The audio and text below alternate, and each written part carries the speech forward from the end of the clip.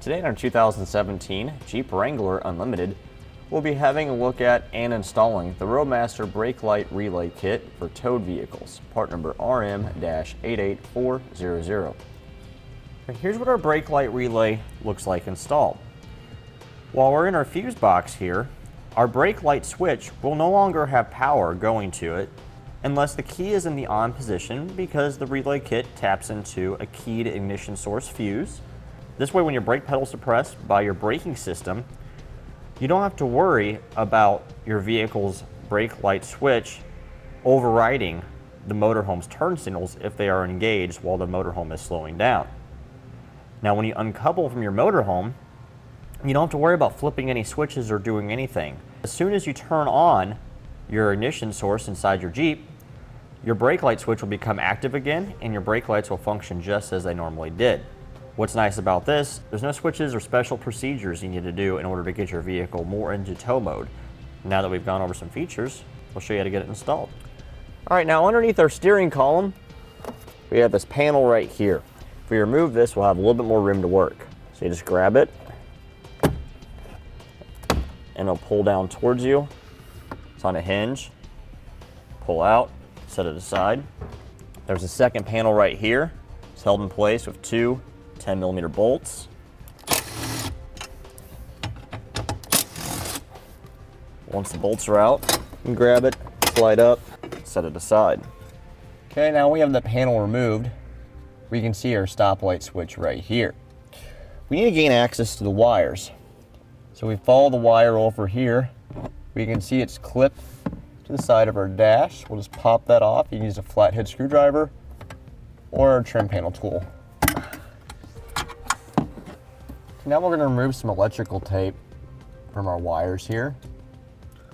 All right, now that we have our electrical tape stripped back here exposing all of our wires on the inside, we need to find out which one is the cold side of our brake light switch, which means the wire that doesn't have any power going through it until the brake pedal is depressed. So we'll take a test light, go to ground, and we'll test our wires. I'm going to start with this brown and white wire first. Go right here in the middle. Okay. Pressing the brake. We verified that that's the wire. That's the cold side of our brake switch. So here's our wire. As you see, it's white, has a brown stripe. So now we'll take this wire and we'll cut it. So now we have that cut, we'll strip back the insulation from both ends. Okay, now this black wire here, you may or may not need this for your particular application, but we are using a towed vehicle braking system that has a monitor light, which goes to our vehicle's brake light switch. So we're going to have to tie this in with our relay. So we'll measure off how much we're going to need, cut off the excess, strip off the insulation a little bit. And we're going to tie that in to our vehicle's existing wire that we cut that's closest to our brake light switch, which will be on this side right here. And with those two tied together now, we'll place a yellow butt connector that's included with our kit over the wires, and we'll crimp it on down. All right, here is our brake light relay harness. Now we have 5 wires. White's a ground, red is where it's going to get positive power from an ignition source in our fuse box, and our green and our black go to our brake light switch wires. That leaves us with this blue wire. In our particular application, since we don't have a push button start, we don't need this wire. So we're just gonna cut this off and remove it, so it's one less wire to deal with. Okay, now we have this stripped back, our wire nice and twisted tight together. Our green wire will go to the yellow butt connector we just installed. Okay. Now we'll strip off some of the insulation from our black wire on our relay harness. We'll attach a blue butt connector to it, crimp it on down. And we'll attach this to the other wire coming from our brake light switch. Now, if our connection's made, we'll wrap them in some electrical tape just to help protect them a little bit. Okay, our white wire here is our ground wire. We'll strip back some insulation from it. We'll take our ring terminal, stick it on the wire, and we'll crimp it on. If we look down here, we have two existing factory ground points. There's a 10mm nut on either one that holds them in place. Our ring terminal will fit nicely over these studs, so this will prevent us from having to drill a hole in the body. Okay, so I'm going to use the one here closest to the front of the vehicle. Doesn't matter which one you use. So take our wire, place it over the stud, and reinstall the nut. Okay, that'll give us a nice solid ground. Now the red wire that our kit comes with is too short for our application because it's supposed to go to our fuse box, but in our case our fuse box is underneath the hood. So I have a piece of black wire. This is the same gauge. It's available on our website as part number 16-1-1, sold by the foot. If you buy about 10 feet, so a quantity of 10, you'll have plenty. So we'll strip off some insulation from it. Attach our blue butt connector, crimp it down, and we'll combine it with our red wire right here. Now our black wire that we attach to our relay socket, we need to pass this through the firewall. There's a grommet right here to the far left upper side of our dash. If your vehicle has a manual transmission, you will not have this grommet in place. That is where your clutch master cylinder comes through the firewall. But in the automatics, the hole pre-exists and it's a perfect spot to pass wires through. So we'll take our wire and pass it through the hole. Okay, here's our grommet right here next to our brake booster. Grab our wire and we'll pull it on through. Now, like we do with other butt connectors, we'll wrap this in some tape too.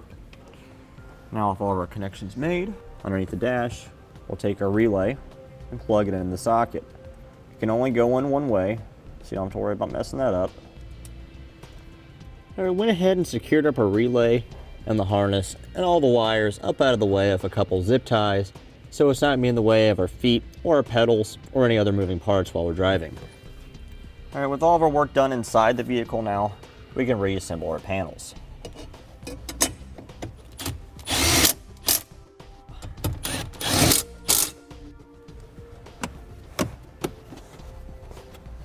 All right, our black wire, we went ahead and routed it over to our passenger side, securing it with a couple zip ties to an existing wire loom against the firewall. This will give us access to our fuse box right here, which we'll go ahead and open up by pushing on these two tabs, flipping it over, and pulling up to remove the lid. Okay, now we want to find a fuse that doesn't have power when the key is off. This fuse here has power when the key is off, but this 10 amp fuse here does not. We'll turn the key on and verify and make sure that this does have power once the key is initialized. Okay, so with our key turned on now, we have verified that this fuse has power. That particular fuse is M33, and that controls our traction control module, which is fine for us to use to tap into. So I'll turn the key off and remove that fuse.